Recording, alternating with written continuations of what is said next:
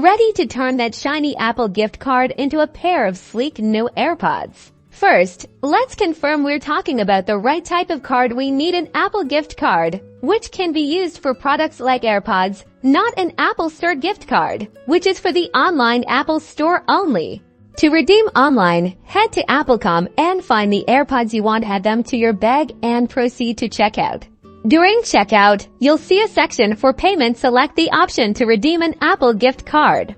Now, carefully scratch off the foil on the back of your gift card to reveal the redemption code. Enter this code. When prompted on the checkout page, the value of your gift card will be deducted from the total amount. If there's a remaining balance, you can pay with a credit or debit card. Prefer to redeem in store? Just head to your nearest Apple Store with your gift card and AirPods. At the checkout, let the Apple specialist know you'd like to pay with an Apple gift card. They'll scan the card, and just like online, any remaining balance can be paid using another method.